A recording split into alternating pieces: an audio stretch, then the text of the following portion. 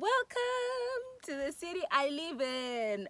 Today we are we'll take a guess from the title. I admire the grandeur and loneliness of the Matopos in Rhodesia, and therefore I desire to be buried in the Matopos, on the hill which I used to visit, and which I called the view of the world, in a square to be cut in the rock on the top of the hill, covered with a plain brass plate with these words thereon: Here lie the remains of Cecil John Rhodes, is quoted from his will.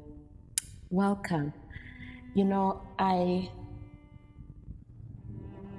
wonder at the understanding that Cecil John Rhodes had at the point that he wrote his will, where he instructs that it should be written that here lies the remains of Cecil John Rhodes, because in the truest sense, when a person is buried, all there is are remains. And when the soil returns to the soil, this is what we have. The person ceases to be a person, as we learned in our previous video on what transpires in death. But the truth is, in reality, our minds do not quite fathom that a person is normal. In fact, the emotions that begin to arise after a death make us feel like we can still have certain communication or communion with our dead loved ones. I'm reminded of a story when I was 13 years. I was in Form 1, and my geography teacher reported me to my mother for not carrying my notebook. I was embarrassed before the teachers, and I came back crying in class, eyes swollen red, and all that stuff. And when we went home, I did not feel like talking to my mom. My blood was boiling, and I felt like, this woman, just wish my dad could deal with her. She's gonna see. And how I imagined he would deal with her was that I thought he would haunt her or just tell her, don't do that to my daughter, something like that. And this idea had come from the fact that I had watched an African movie during my grade 7 holiday at my aunt's place, and it was on these children who were ill-treated by their stepmom, and the mom woke up and dealt with the situation. Now, the society that we live in today has been cultured in such a way that it suggests and sometimes expressly mentions the existence of a person after their death. So it's either they're transposed to heaven, they're in a better place, they're watching over us, or their ancestors that are elevated and determine the course of our lives within the African context, although this is not unique to the African setup alone. In fact, when you look at the history of spiritualism in America and its rise, you will notice that it began with the Western culture, or rather they too have certain attributes in it, as we study in the book The Great Controversy.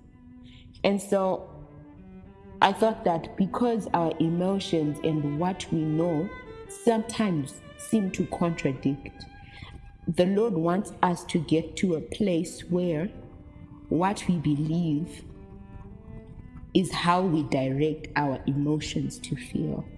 And that's not an easy place to get to.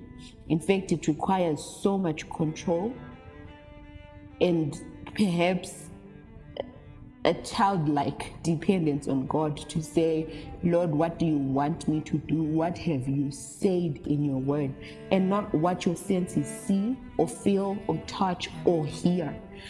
Remember the deceptions in the last days. We are warned that our dead loved ones will be resurrected.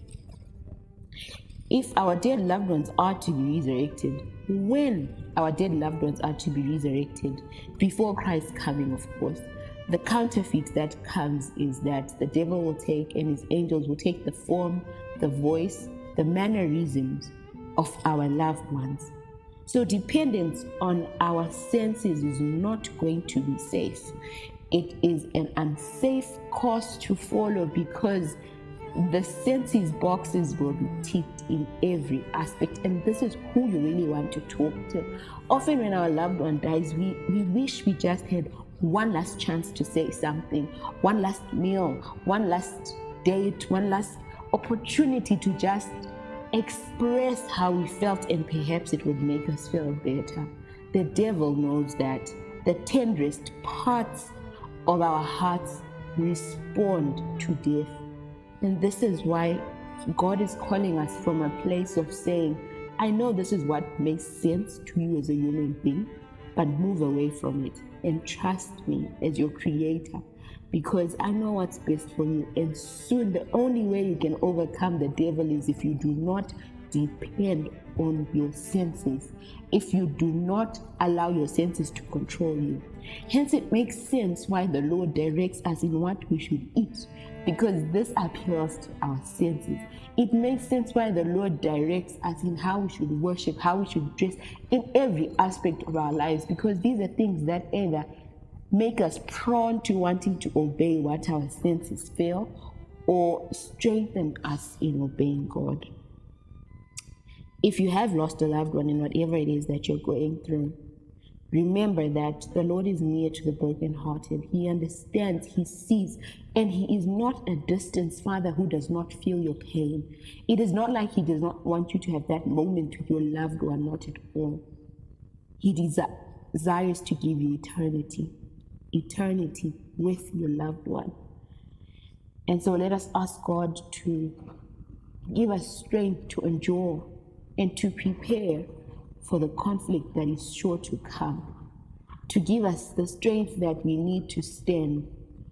As death shall strike, may the hand of God strengthen us. May our faith grow day by day, and the childlike faith that depends wholly on what says the Lord.